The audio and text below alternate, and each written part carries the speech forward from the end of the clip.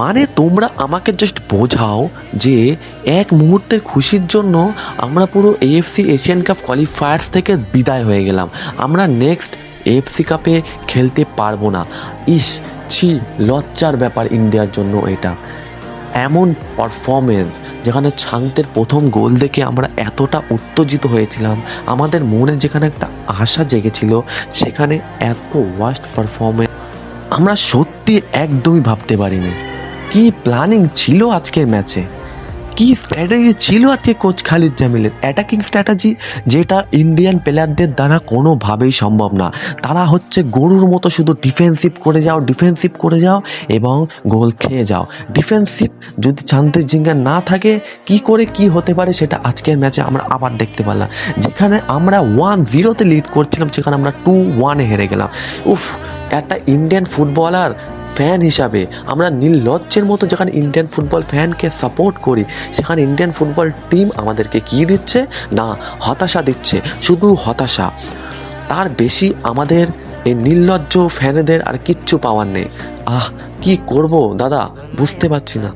এরপরে কি কোনো মানুষ স্বপ্ন দেখবে যে Indian football team world cup খেলবে, ওয়ার্ল্ড কাপ লেভেলে বিট করবে, যেখানে তারা কিনা এশিয়ান লেভেলে কোয়ালিফাই করতে পারে না, সেখানে তারা নাকি ওয়ার্ল্ড কাপের স্বপ্ন দেখে। ওয়ার্ল্ড কাপ তো দূর ছাই, তারা এশিয়ান কাপে হয়তো এখন 5-6 বছর কোয়ালিফাই করতে পারবে কিনা তার ঠিক নেই, আর ওয়ার্ল্ড কাপ তো হয়তো 100 বছর লাগবে। সত্যি এই ইন্ডিয়ান টিমকে দেখতেই কি আমরা একে সাপোর্ট করতাম? এর জন্যই কি আমরা নির্লজ্জের মতো এই দলটাকে এগিয়ে নেওয়ার জন্য সমস্ত অন্য দেশের ফ্যানেদের সাথে লড়াই করতাম? না, আজকে তারা আমাদের মান সম্মান ডুবালো। এরপরে হয়তো আমাদের আর 2টো ম্যাচ রয়েছে, 2টো ম্যাচ বেকার, কারণ আমরা এই মুহূর্তে এফসি এশিয়ান কাপ কোয়ালিফায়ার থেকে গেট আউট হয়ে গেছি। আমাদের গেট আউট করে দিয়েছে সিঙ্গাপুর। কি ভালো ফুটবল খেলেছে ফার্স্ট হাফে, কিন্তু তারা একদমই খেলতে পারেনি। সত্যি ফার্স্ট হাফে ছাংতের গোলটা দুর্দান্ত ছিল। তারপরে ইন্ডিয়া কিন্তু আস্তে আস্তে নিজের সেই পুরনো ফর্মে ফিরে আসলো, সেই ডিফেন্সিভ শেপ, অ্যাটাকিং করতে গিয়ে অ্যাটাক খাওয়া এবং সেখানে গোল কনসিড করে এফসি এশিয়ান কাপ থেকে বিদায়। তো যাই হোক, আর কি বলবো, নির্লজ্জ তো আমরা। আবার যখন ইন্ডিয়ান ফুটবল খেলা হবে আমরা আবার দেখতে যাব। তো আর কিছু বলার নেই ইন্ডিয়ান ফুটবল।